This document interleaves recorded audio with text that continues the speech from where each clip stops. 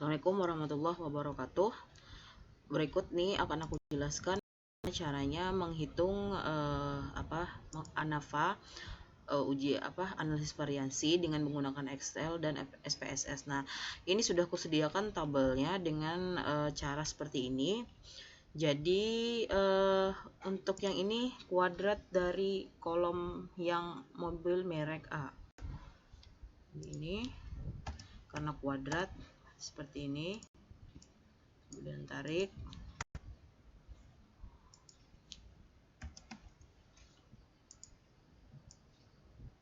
kemudian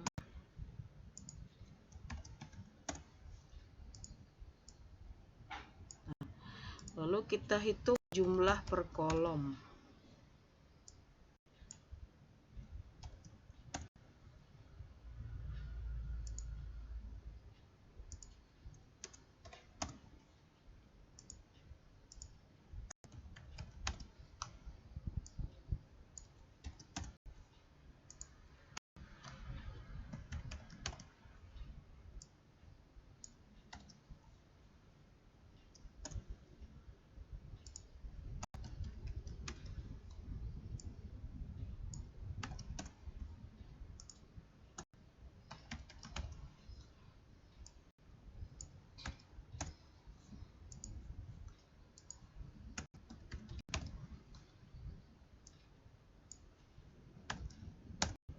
Nah, karena ini sudah selesai, kenapa jadi letaknya aku selang-seling seperti ini? Nanti biar bisa menghitung untuk penjumlahan yang bagian ujung sini. Jadi ini bisa akhirnya kita pakai dengan menggunakan rumus sum. Ini. Tapi misalnya kalau kalian mau gabung semuanya itu tidak masalah, tapi untuk yang penjumlahan daerah sini yang di bagian ini, nah ini nanti terpaksa kalian mengetikkan rumusnya itu secara manual penjumlahannya. Misal seperti inilah. Ini terus tambah. Nah, ini kalau tidak pakai sum. Tapi kalau misalnya karena ini udah kosong, ini udah kosong, ini kosong, berarti kan tidak bakal terhitung. Nah, ini bisa kita gunakan pakai pakai kata perintah sum. Nah, ini sudah selesai. Untuk yang tabel kita langsung mengisi yang JKT. Jadi yang JKT itu ini 492 dikurang 80. Ini dikuadratkan dibagi dengan total sampel semuanya itu ada 15. 15 dapat dari mana? Ini 4, 6 dan ini adalah 5. Nah, kemudian yang ini karena berbeda jumlah sampel antar populasi, jadi nah untuk pengerjaannya jadi seperti ini. Jadi bedanya nanti antara yang sama jumlah sampel dengan berbeda jumlah sampel itu ada di sini.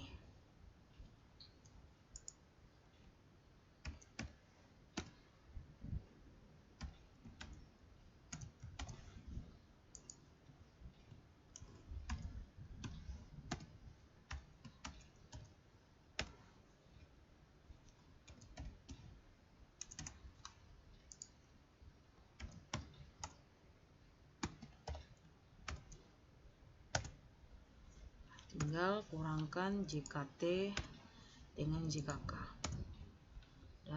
Nah ini berarti tinggal kita panggil galat ini JKG, yang ini adalah JKT. Nah, derajat bebas itu jumlah berapa jenis populasi, kan di sini ada 3 jenis populasi, jadi 3 dikurang 1.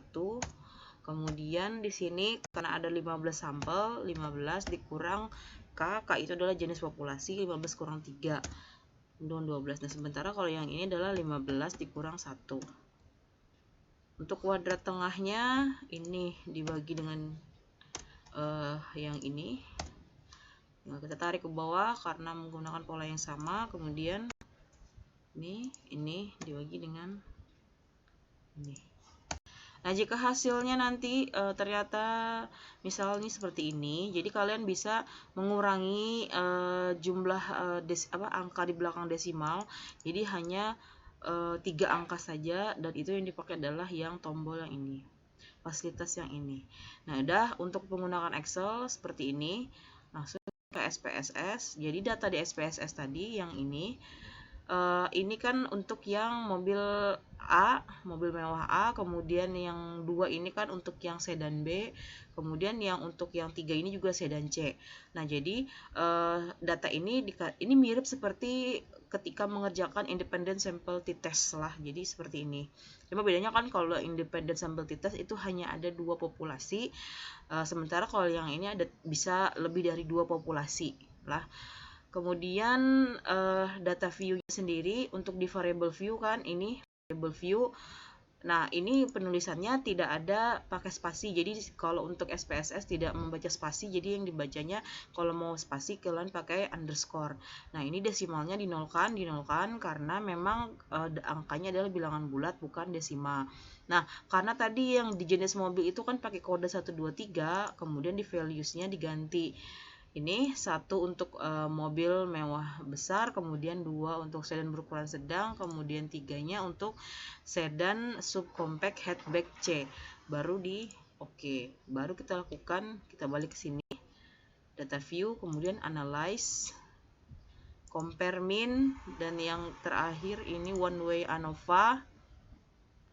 Nah, untuk yang bagian cacat itu masuk dalam dependent list, kemudian untuk faktornya adalah jenis mobil. Untuk karena ini kita kan belum tahu apakah dia nanti menolak atau menerima H0, maka untuk post hoc-nya kita conteng 2K. Sementara kalau misalnya level signifikansinya itu 5%, ini tetap, berarti kalau 1% berarti ini berubah jadi 0,01. Kemudian continue untuk option contengi yang deskriptif sama homogeneity of variance test. Tapi kalau misalnya belum perlu yang ini juga nggak ada apa-apa, hanya conteng yang deskriptifnya saja. Continue, oke. Nah, di sini untuk yang ANOVA ini yang dilihat ada tabel yang ini. Nah, tabel yang ini berarti kan ini adalah F hitung, kemudian ini adalah sig-nya. Nah, lalu kalau yang ini, nah ini tadi JKK, ini JKG, ini adalah JKT. Ini DF masing-masingnya tadi.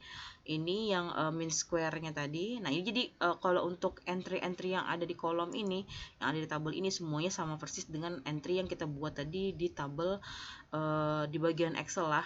Nah, kemudian yang bagian sini untuk yang post hoc test di sini kalian bisa melihat di bagian sini kan tidak ada tanda bintang. Nah, di sini ada tanda bintangnya, berarti perbedaan rata-rata itu terdapat di sedan berukuran sedang B dengan sedan subcompact hatchback C. Jadi artinya bagian yang cacat untuk mobil sedan berukuran sedang B dengan sedan subcompact hatchback itu rata-ratanya tidak sama.